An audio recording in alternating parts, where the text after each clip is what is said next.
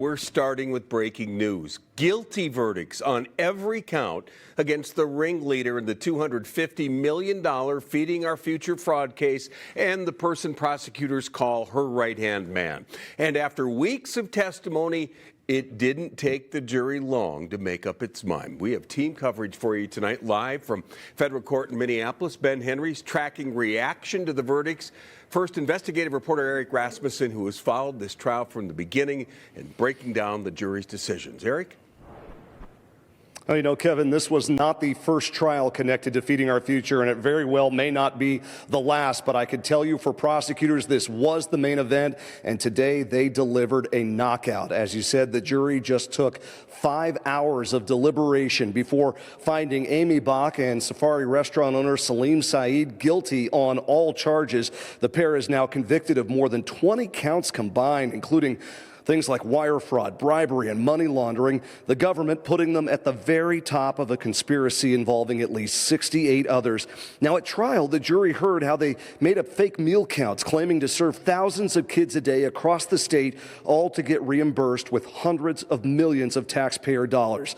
All along, Aimee Bock blamed others at Feeding Our Future for the fraud, and today, when I spoke with her attorney after the verdict, I asked him if that will change now that she faces a long prison sentence. Do you expect her to express any remorse at sentencing? I don't want her to lie. I don't want her to lie. If there's any remorse, it's because of her children. Now, Aimee Bock and Salim Said had both remained out of custody since they were first charged going back 3 years ago. But that also all changed today. After those guilty verdicts came down, the judge ordered them detained, locked up on the spot right there in the courtroom, and that's where they'll remain, locked up in custody until they face sentencing later on. Live here in Minneapolis, Eric Rasmussen, 5 Eyewitness News. Okay, thanks, Eric. Now, more team coverage with our Ben Henry. And Ben, you heard from prosecutors. What are they saying about the verdicts? Kevin, the U.S. attorneys in charge of this case said they had confidence since day one of this trial, adding Bock and Said took advantage of a vulnerable time for the state, using it as their golden opportunity to get rich. They also say that Bock's efforts to lie, to blame others, and escape responsibility all came to an end today. They said they had an overwhelming amount of evidence to get to these guilty verdicts. I asked about the strategy to prove what Bock knew, given her defense argued she did not have a hand in the fraud. Prosecutors said she signed every check, received kickbacks, and witnesses pointed to her as the leader.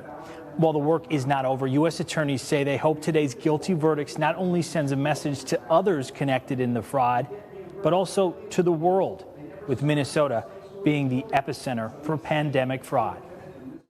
Hopefully, today's verdict will help turn the page on this awful chapter in our state's history. The state that is our home, that has so much to offer, and that deserves so much better. Prosecutors were asked about how much of the $250 million in fraud have been recovered.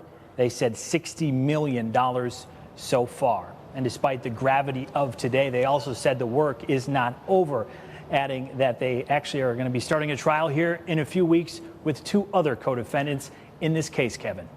That's Ben Henry. You know, we got to this point after almost 6 weeks of trial, and despite that, it took the jury less than 6 hours today to reach a verdict.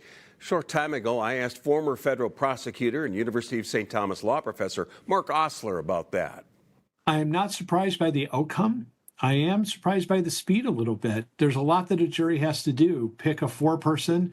You had, a couple dozen, almost 30 counts to go through here, and that takes some time.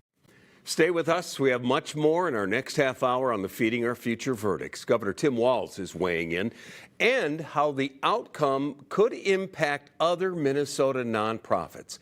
As always, you'll get the latest here on air and on our free KSTP app.